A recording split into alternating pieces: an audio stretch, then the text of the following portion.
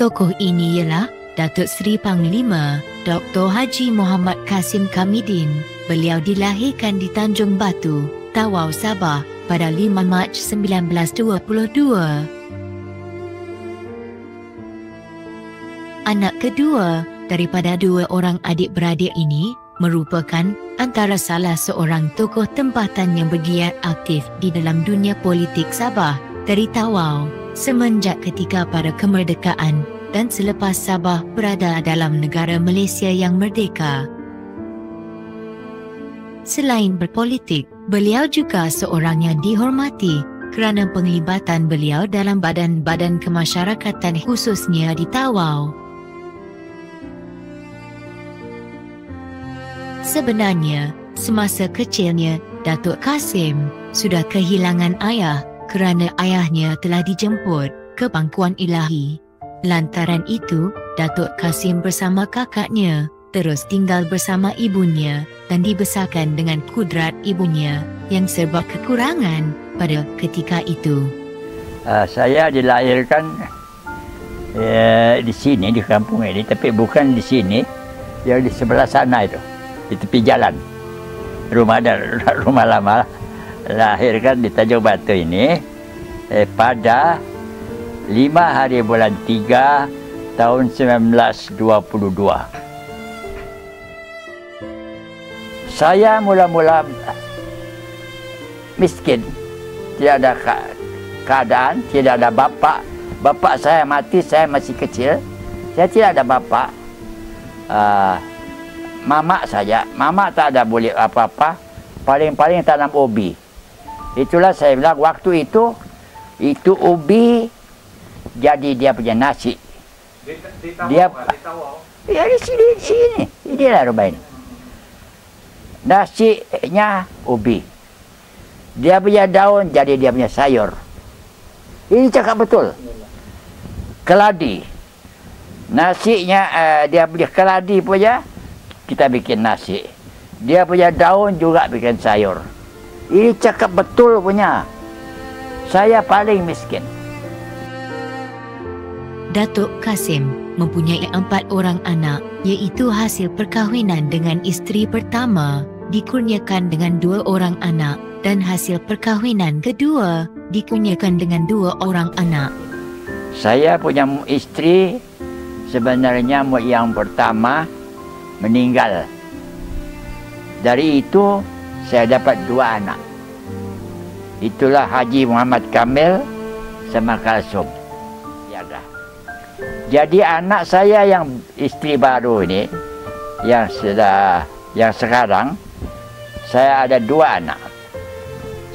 Laki-laki Abdul Razak, perempuan Naimah. Atas desakan kehidupan, Datuk tidak mendapat persekolahan yang formal seperti anak-anak yang lain.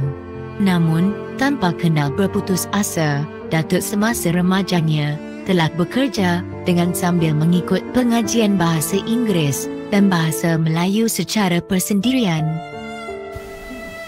Ya, bolehkah Datuk bagi tahu bagaimana latar belakang pendidikan Datuk?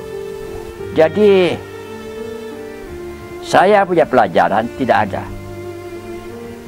Bukan macam budak-budak sekarang, mesti ada masuk sekolah. Bagus lagi, tapi saya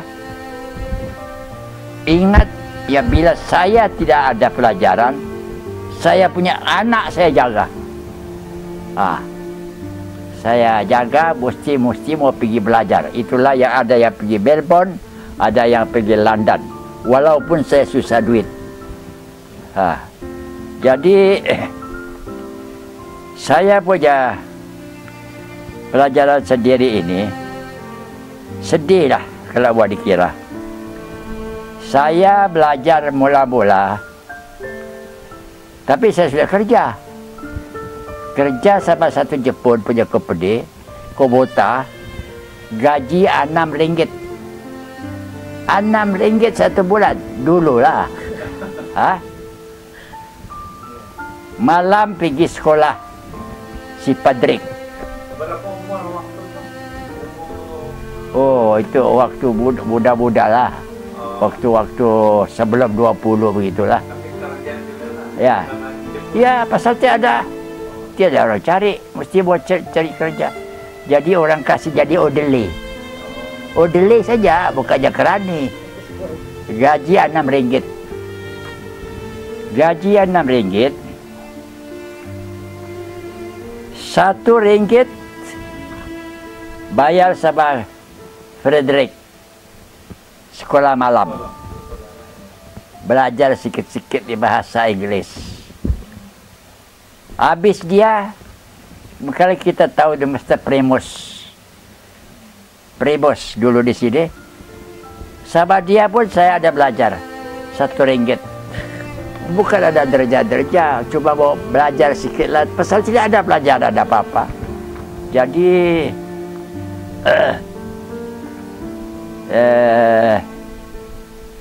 dalam sekolah Melayu saya ada belajar sikit lah. Sekolah Melayu saya ada kemajuan juga. Jadi sampai saya boleh juga dipilih diorang sebagai yang terbaik di sekolah Melayu itu. Kemudian saya masuk postal study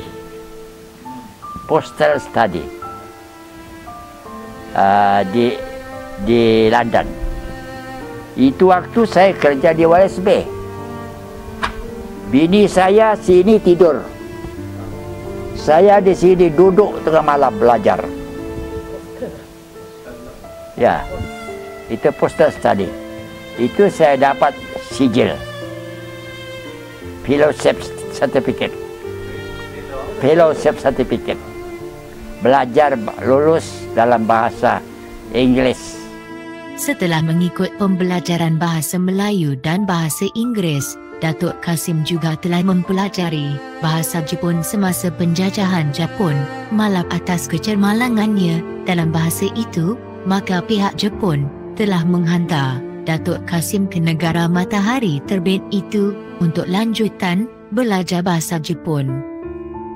Rupanya dia kirim sama saya pergi sana di Kuching.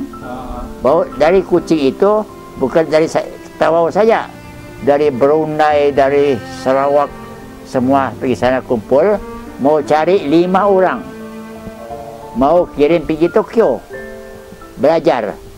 Tapi bila periksaan cuma dapat 2 orang, 5 orang tak dapat, tidak ada pas. Saya sama tu Yusuf.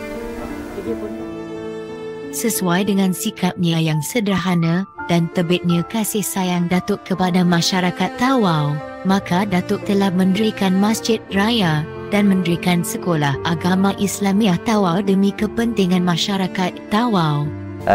Saya punya usaha permulaan. Lagi hidup lagi arwah Tun Mustafa. Saya panggil kawan-kawan, apalah kita mau usahakan.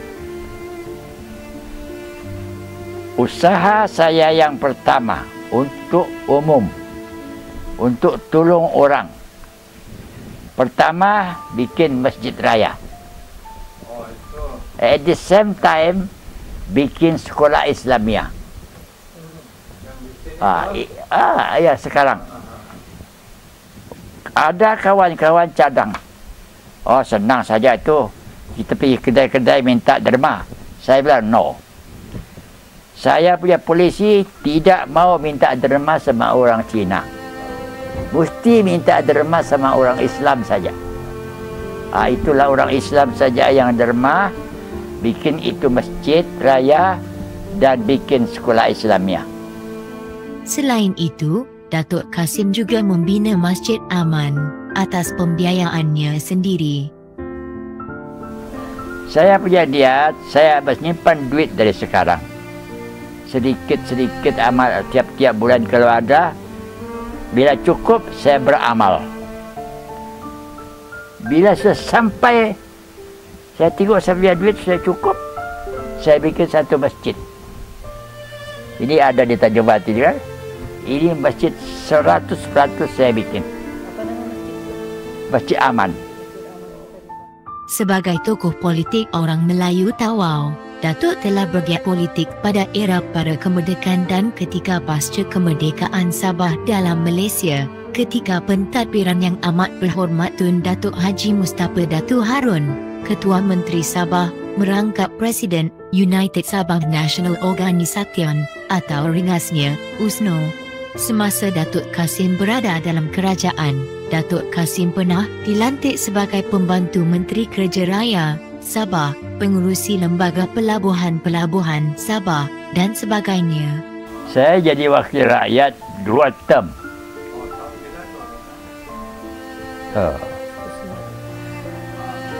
Perbulaan pilihan raya. Perbulaan pilihan raya dan kedua. Dua-dua saya menang tanpa tanding. Kenapakah saya 2 kali? Tidak ada orang yang mau, Cina kah, siapakah, tidak ada. Patutnya Cina kurang-kurang ada. Lawan kan? Ini pertandingan siapa-siapa boleh. Tapi tidak ada. Dua kali saya tanpa tanding. Jadi sampai saya bertanya, ialah barangkali orang Islam ini, Allahyarham Datuk Titingan sudah kasih nasihat, lain daripada Kasim, janganlah kau melawan.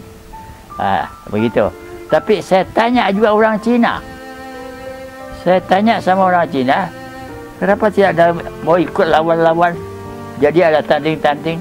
Oh tidaklah. Kalau Kasim saya sudah tahulah. Seorang sudah tahu. Ini macam saja. Jadi saya betul berundi-undi tidak pernah. Tidak pernah. Mula-mula punya pertandingan.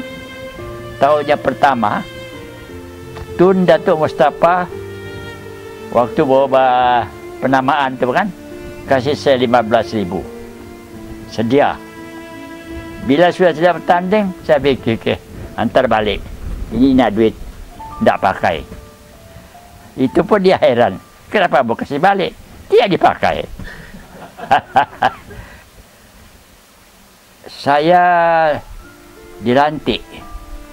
Pasal saya ini lama dilantik sambil yang berhormat 4 tahun setengah Port Authority punya chairman. Habis itu saya dilantik Kasim Usman arwah itu, dia yang ambil ganti. Saya dilantik jadi menteri.